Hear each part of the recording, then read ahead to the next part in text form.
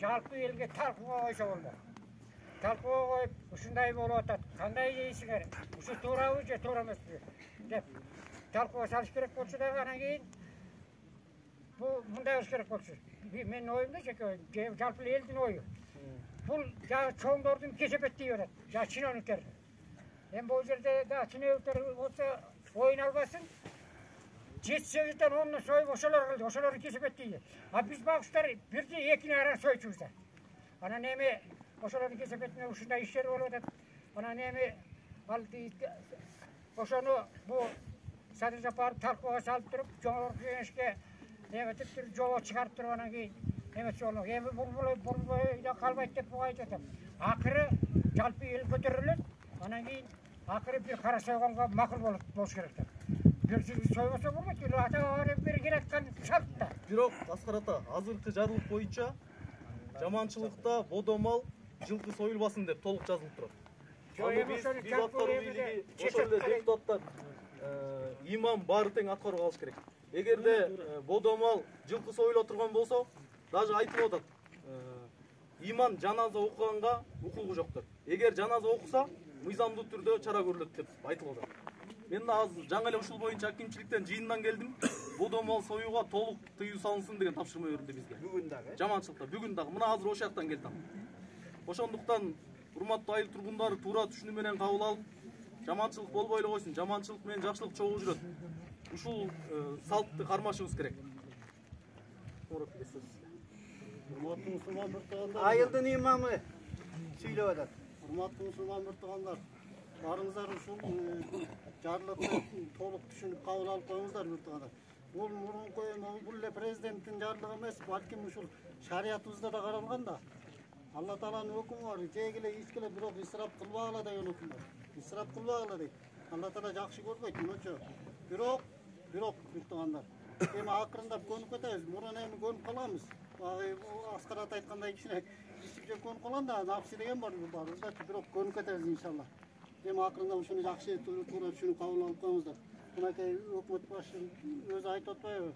Жаназага окуганга дагы укугу жок депчи. Эгер ошол жерде бир бодомал союлуп кала турган болсо да ана мен келип силерге да бир жаман көрүнүп калбагандай ойлойм биртугандар. Ошондо туура түшүнүп кабыл алып коюңуздар.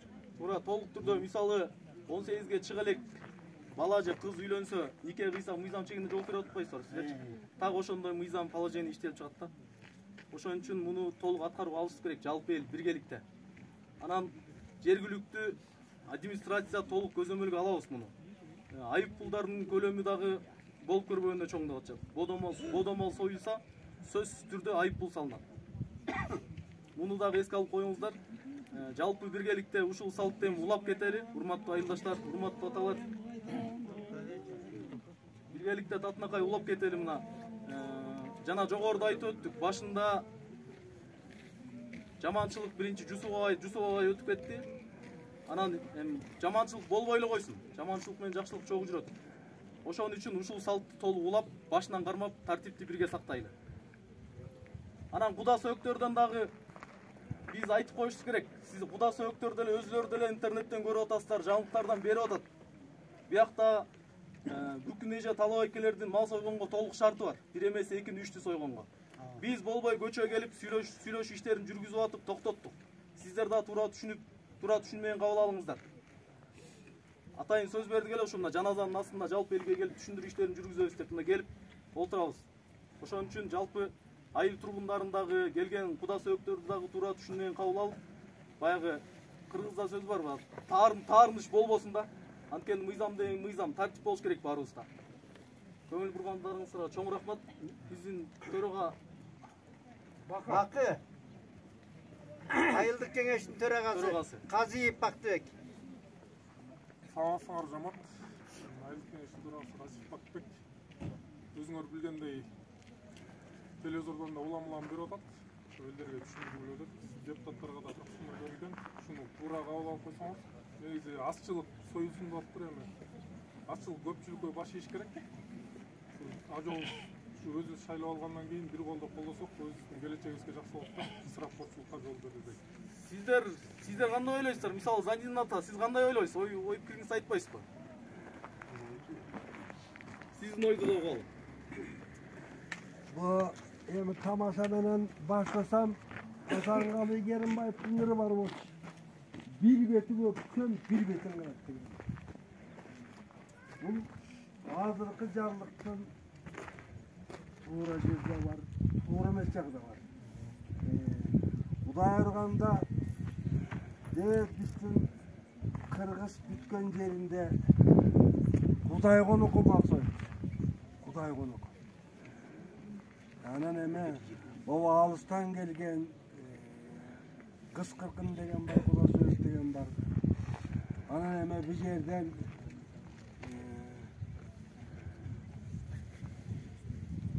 Gümül toy boğday geç. Bu da doğru emes. Asakam aytkanday kütürete maldı soyup güyülgetip jibergidey eldin köbünün şartı ıldıy. Anan tigi balanday soy dep berke жылаң açıp atır. Ölgön askerge ölgön üstügön bolup birisi bolup kalat. Bu jagara gelgende to'g'ri ele deymin.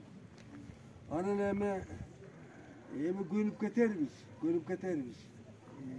Bu bir jagdan to'g'ri iş. Ekinci jagdan oşol bizden kadrısta singen nerseni oşol sıy nerseni bu ölüktünde sıyı zıynat hurmatı var. Anan emi Kudayırganda Kırgız mal salın jakşılığıma, jamandığıma dep mal jiynayt. Ana oşo jiynagan malı ölgönde özde gerektelbey tursa, bu da ökünüç.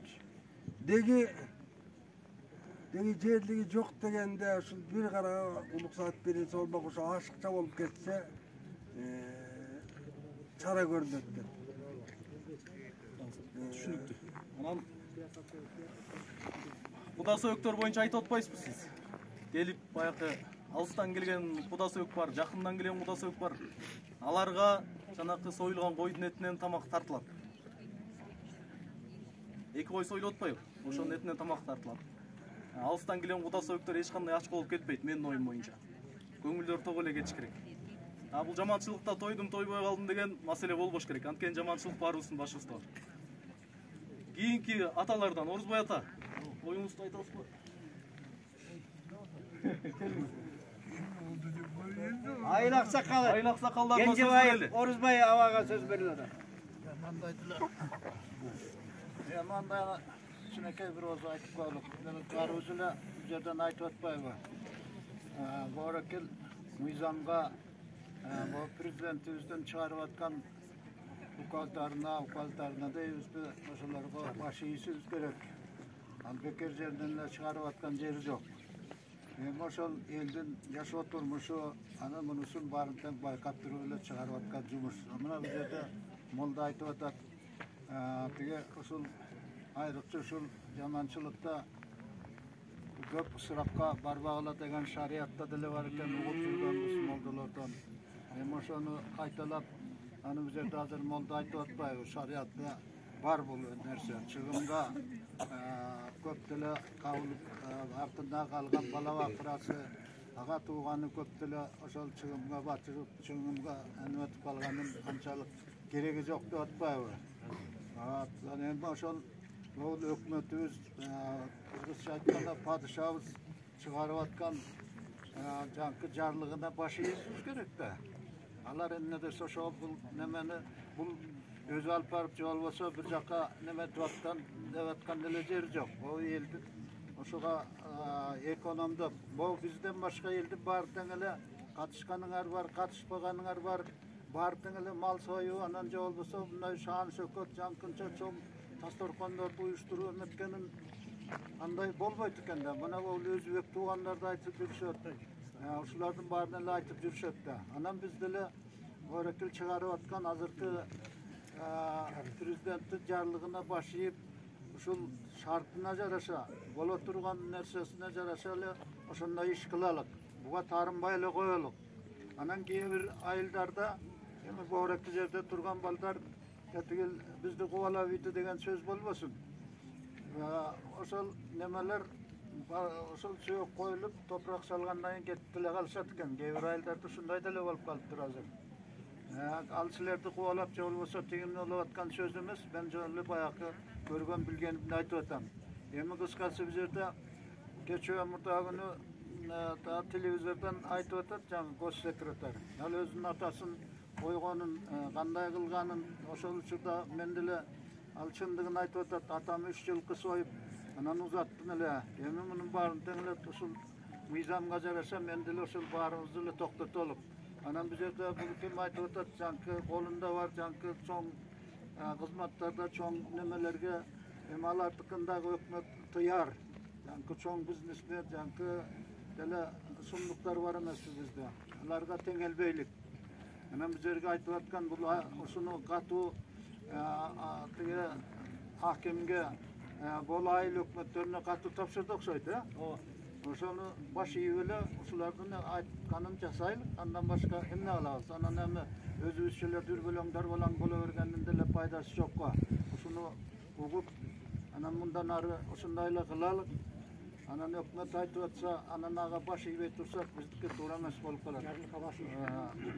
Ошол мана чыгарып аткан жаңы жарлыгына ушуну баш ийип эле ошондой иш кылалык. Анан жаңкыдай эле көп чыгымга барыштын деле өзү шариатта деле биз угуп жүргөн мындан башка молдолордон же башка немелерден деле угуп жүрчүбүз.